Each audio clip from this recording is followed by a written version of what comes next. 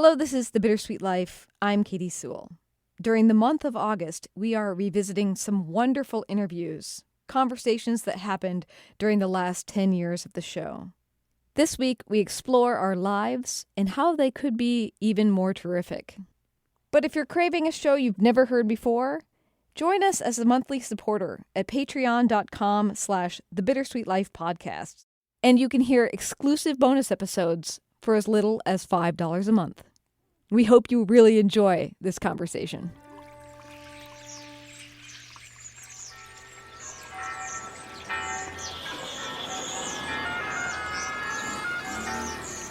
Welcome to Rome. This is The Bittersweet Life with Katie Sewell and Tiffany Parks.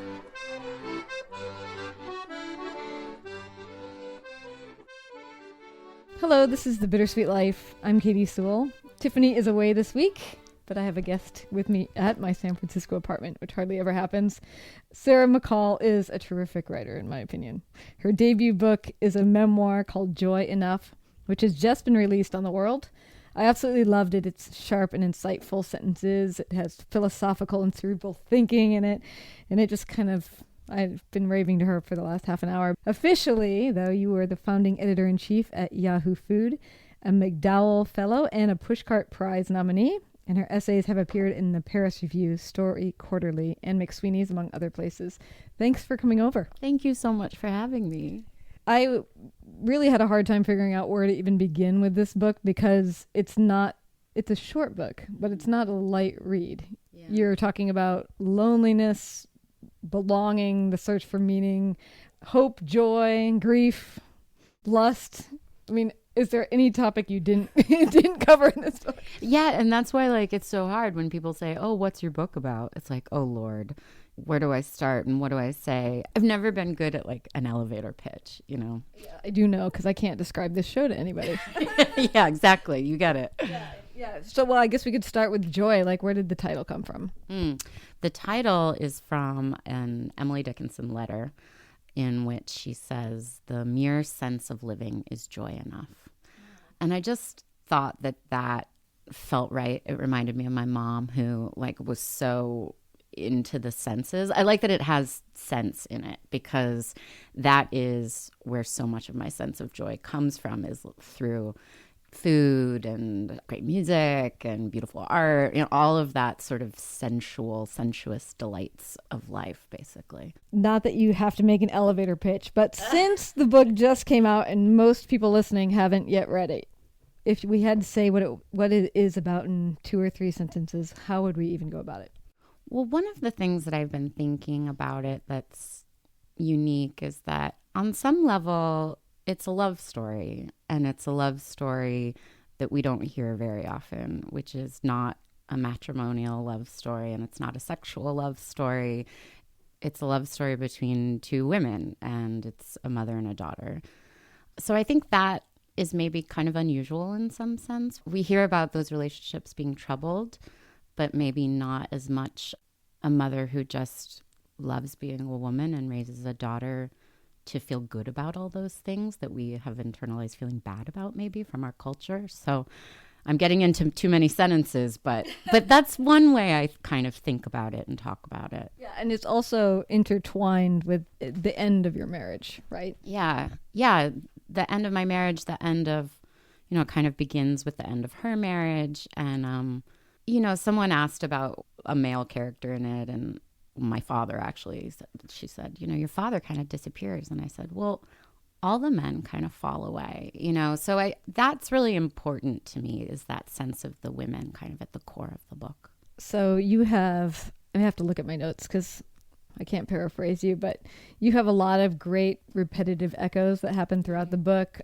Like the question, I loved my mother and she died. Is that a story? You come back to that question multiple times. And then, or even the question that if people keep telling you that you're like your mother, what does that mean? Yeah. There's 2 questions that I want to ask. One, what does that mean? People say that you're like your mother, but also in thinking about how you were putting the book together, how are you thinking about it in your head? Like the sound of it, these repeating questions, is that because you want the audience to take those questions away? Is that like a musical quality of your writing? What is that? I think on some level, it's kind of a testament to the way I think on the page in some sense. Usually my writing feels like it's motivated by some desire for knowing or for discovery. I have some problem or a question that I want to figure out.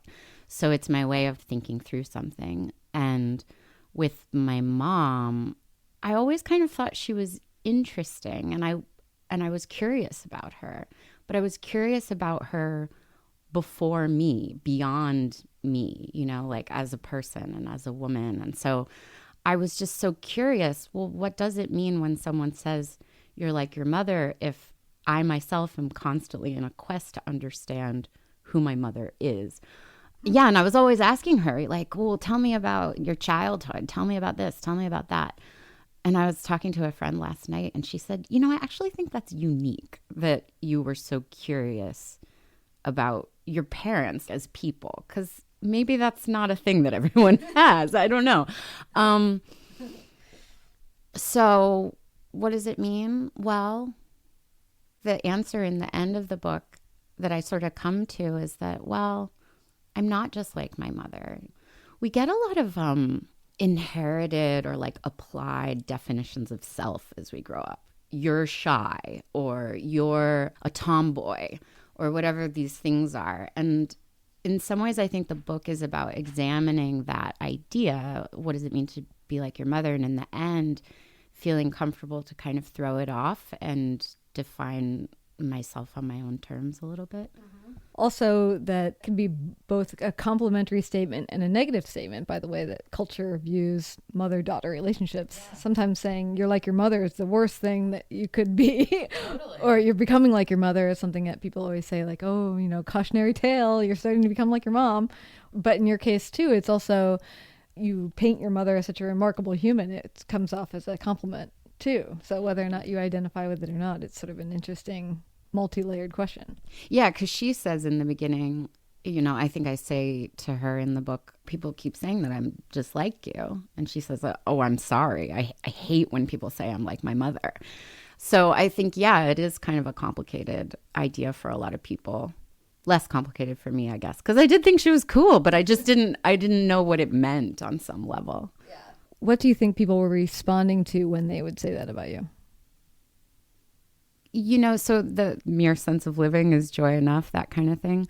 Joseph Campbell has a thing that he says, so I'll paraphrase him, that people don't want the meaning of life. They want the sense of aliveness, the experience of feeling alive, as opposed to feeling like you're sleepwalking through your life or something.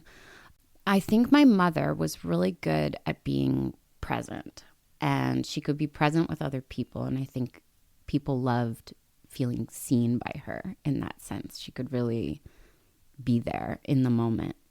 I would be hugely flattered if that's what they're responding to. But I think it's also pretty superficial in some ways. I look a lot like her. Same sort of round face and like cackly laugh, So I think that there is some of that that's kind of just basic. Like you said, you were interested in your mother's childhood, and you do a good job of painting her as her own individual person, not just the mother that you've witnessed. And one of the things you talk about is the unmet desires that she had in her life. What were some of those? Well, I think like her greatest dream was to have a happy family life, a really cohesive, tight family life. Because she had felt sort of lonely, I think, in her family. Her divorce was a great sadness to her because it meant she had 4 kids, and it meant the disruption of a vision that she'd had about what a happy family looks like. It also ended up being fine, of course, as most things usually are, and we remade ourselves into another kind of family unit. But I think that was probably really, really hard for her. Do you relate to that? Having gone through your own divorce, the sense of an unmet desire, do you relate to her? Or how does your own experience relate? That's a great question. The line about unmet desire, I think, comes up in a sexual context. So it's partly about feeling unseen by a partner. I don't think that's something that women talk about very much. Mm-hmm. I think there's kind of a cultural taboo around women feeling, I guess I'm just going to go for it and say this, sexually rejected, kind of, because the way we talk about it culturally is that men are sex maniacs and they just want to have sex all the time. But that's not really fair to men, and it's not fair to women either. Yeah, so specifically in that context where she has this kind of unmet desire, or doesn't feel seen fully as a woman in her life, yeah, I related to that on a deep personal level. I actually didn't plan to talk to you too much about your husband, even though that's like your ex-husband, even though that's a big thread through the whole thing. But since it is a part of the story, this story is also about grief. The fact that your mother does get cancer and she is dying through the vast majority of the book, unless you're flashing back. And the fact that you and your husband are getting more and more distant and not being able to fix things. How far away from that divorce are you now, would you say, in real life? Far. What I realized about that time in life, here I was with my mother who was dying, and I'm living out with her at her house and cooking with her, and a dire situation, right?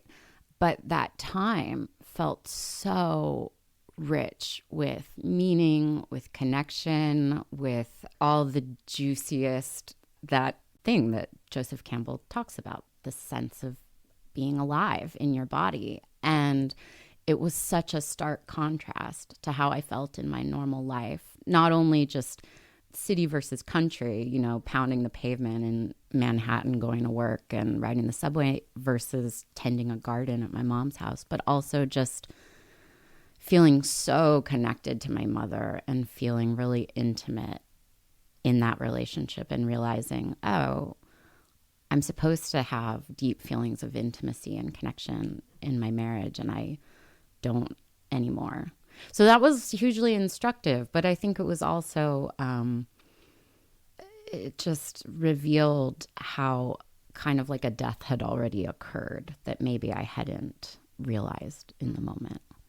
It's interesting because a lot of the things that we discuss on this show and that people write in about is often about these turning points, or the looming of a turning point in some cases, whether that's just that you're about to retire, or that you are in a job that you like even, but it just doesn't feel like it's enough, or that question of, is it too late for me to move abroad even though I'm now in my 40s, or all of these big kind of turning point questions, or even leaving a marriage.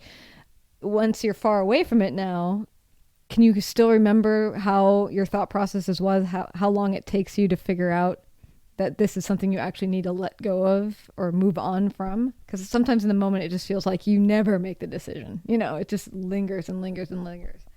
Yeah, I mean, there were so many decisions that were all happening in that time in my life. And I have to thank you. Like, I love having conversations with anyone about turning points, because I just think it takes a lot of courage to make a left turn in your life when you're going along a path. And I respect the hell out of anyone who is doing that. So one of the turning points for me was quitting my job and going to graduate school. And I had a really good job. You know, I had a fun job. I had a good salary. But the farther along I got on the corporate ladder, the farther away I got from what had gotten me into media in the first place, which was writing. So at the time, I felt like I could divide the people in my life between people who thought I was crazy to give up a good job and people who thought, what a fun adventure. Hello, Tiffany here, breaking into the show briefly to remind you that if you haven't heard our super secret Truth or Dare episode, it's not too late. Everyone who has heard the episode has loved how much we embarrassed ourselves. Katie makes a phone call that I cannot believe she actually made. I could never, ever have done it. And I love how nervous she sounds during the call. And I sing. That's right, after years of hearing me talk about singing opera on the show, you actually made me prove it. On a street corner in Rome, no less. So the show is full of truths or dares, and I really hope you won't miss out on hearing it. Here's how you can get it. The first way is to make a donation of $50 or more to the Bittersweet Life. We need your financial support to keep the show going. So this is a win-win for everyone if you love the show. You can find a donation link in our show notes or at thebittersweetlife.net. The second way is to make a recurring monthly donation of $5 or more. Regular donors really help us plan how we will pay the web hosting fees and other bills that come up every month. Just use the same donate link and click recurring donation. It's that simple. And finally, the third way is to tell others about the show in a big way. Write a blog post about it, make a YouTube video, write an article in your newspaper about it. Whatever you do, share it with us and we will send you the Secret Truth or Dare episode and post your article on our website and social media sites.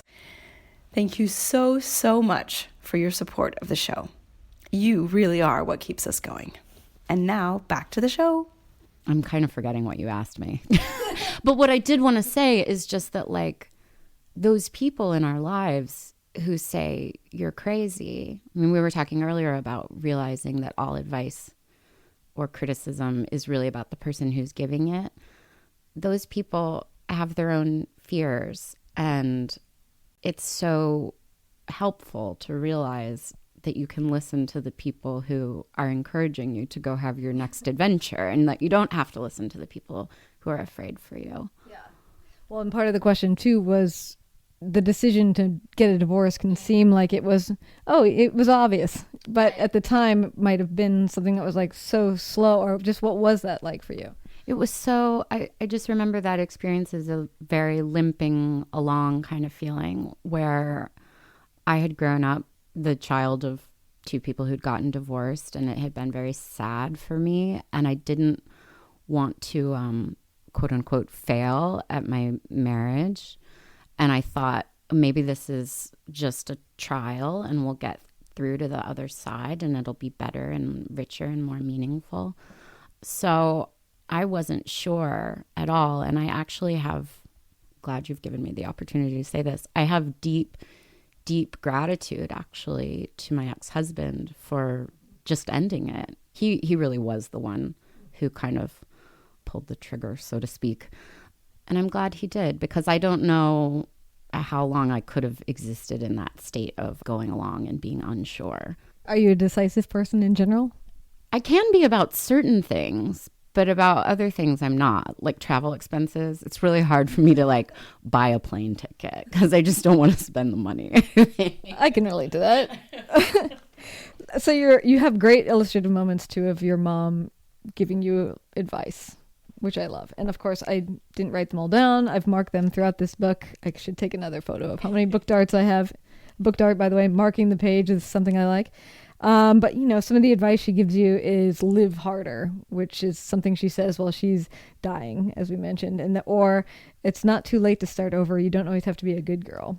And then the one part that we really loved, I really loved that both of us, you said you loved this part too, was when you say, what if I expect too much of life? And she answers, so what if you do? All of that is so lovely. And look, you get a little misty-eyed.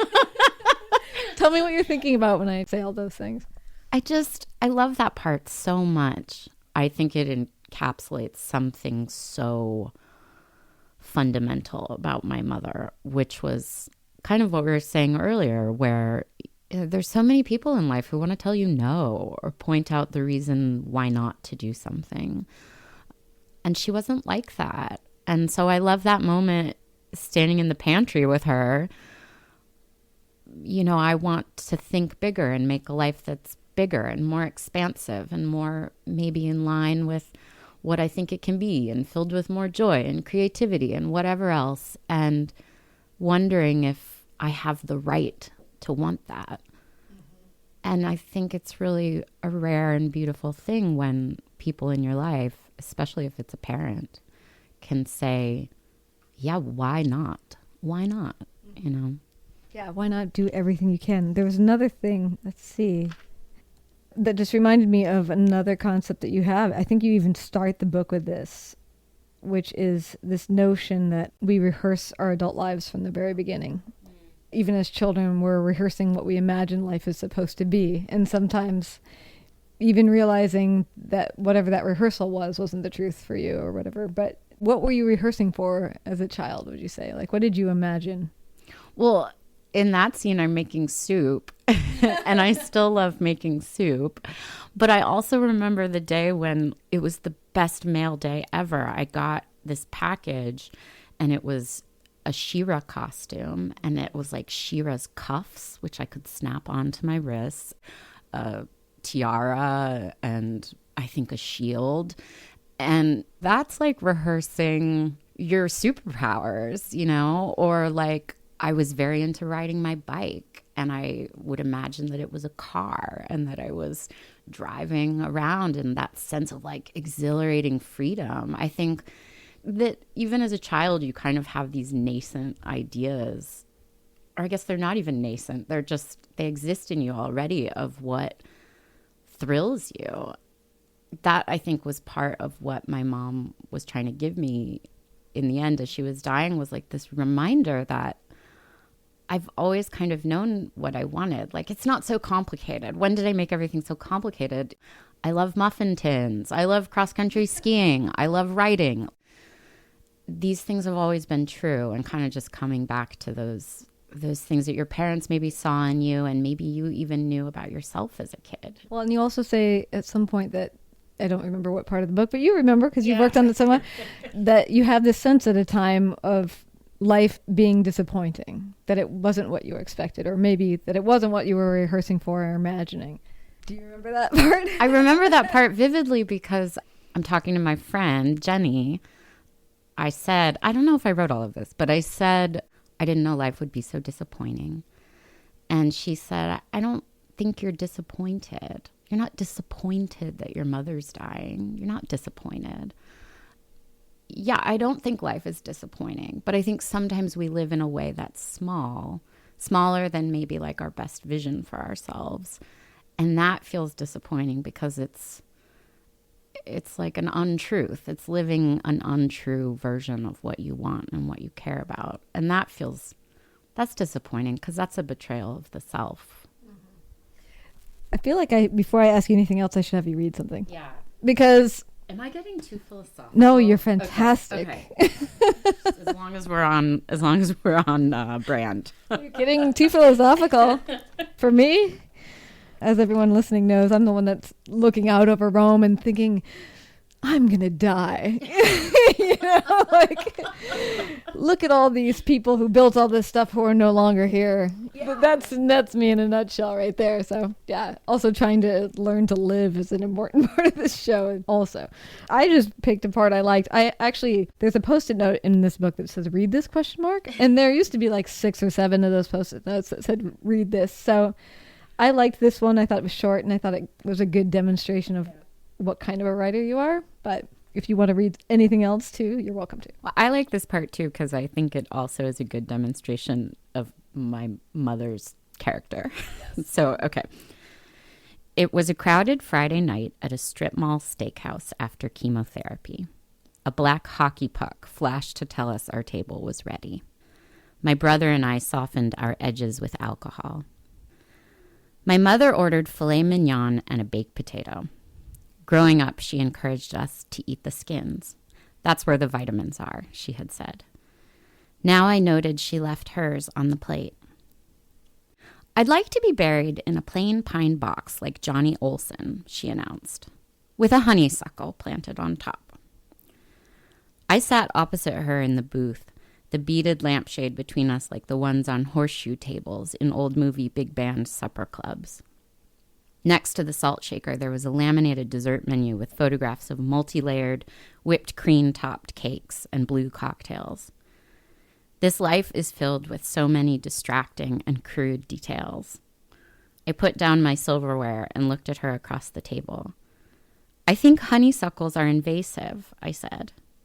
Good, she answered, cutting a bite of steak. I love that. I love that for multiple reasons. But I love your sentence. I thought it was particularly poignant, your sentence observing how garish so many of the details of life are. And particularly, this comes toward the end of the book, particularly when you're in this kind of rich emotional thing with a woman you love who is dying, to look at something like a blue cocktail list and a bunch of cake. It's so absurd, so trashy. Yeah, it's so ugly. And like, those flip card menus. Yeah, you know them well. And yet so much of the world is full of this stuff, and it's always bothered me. As an aesthetic, it's always driven me crazy. Well, yeah, it drives me crazy too. And I remember lying in bed with my mother around this time, and she was in her pajamas, and I can't really remember what prompted her to say this, but she said, the older I get, which now that I think about it is kind of a funny construction, because she's basically saying, the closer I get to death, the more I think that pop culture is just completely worthless. And I think we'd been talking about the Kardashians or something. And I kind of loved that she said that. And, you know, there's a lot of pop culture that I like or can take pleasure in, I guess. But yeah, that there's a lot of kind of junk food competing for our attention when what we really want is to be deeply nourished. How did your mother feel about the fact that she was dying? She was very steely and willful about living. Even as she was dying, I remember saying to her once, you know, you don't have to be so strong. And she said, I'm not being strong. I just don't want to get emotionally involved with being sick, which I thought was really interesting. Like, she wanted to be emotionally involved with being alive, and being sick was in some ways just this thing that was happening in her life, kind of like, I don't know, getting a parking ticket or something. It was in the way of what she wanted to do. So I think she experienced a lot of frustration that her body was kind of betraying her from doing the things she wanted.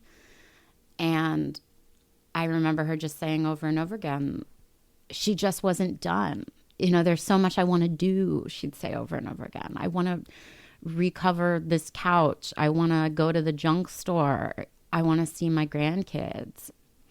So I think it was very frustrating for her. I guess that's kind of a strange answer now that I'm saying it out loud, but yeah. It's not, because I can imagine that that's how I would feel. Yeah, I think so too. I mean, and it's funny too about the advice people give, because when she tells me, live harder, I mean, she's talking to herself too, right? My time is so limited, or is only so long. What am I going to do? I'm going to live as well as I can until the end. Yeah, there's another thing that you say when you're observing your mother. Look how many quotes I've written down. I know. I'm so... People who listen to this show also know that I don't often write down a bunch of quotes, so this is a really good book. You write, how could a thing be in the process of dying when I had never seen anything more alive? And you're talking about your mother. You're talking about looking at your mother. What did you see? Can you still imagine like what you were seeing? Is it just that spirit of wanting more, or was it something else that you were witnessing in her, that like a change that happened because of her time being limited? I don't know if it was a change in her so much as it was like a mutual... I guess I was talking earlier about her ability to be present. And if I was being kind of equally present with her, then there was this cocoon of aliveness between us. That moment that you just read, I had a really hard time writing because I can viscerally feel and remember what that moment was like. You know, we were sitting really close on the couch. I had just been reading her a poem. We made eye contact. And it just felt like I didn't know how to say, and I kind of still don't know how to say, that it felt like we were, like I was looking beyond her body. And I guess what's hard to say about this is that, you know, basically the eyes are the window to the soul is like the problem that I'm dancing around.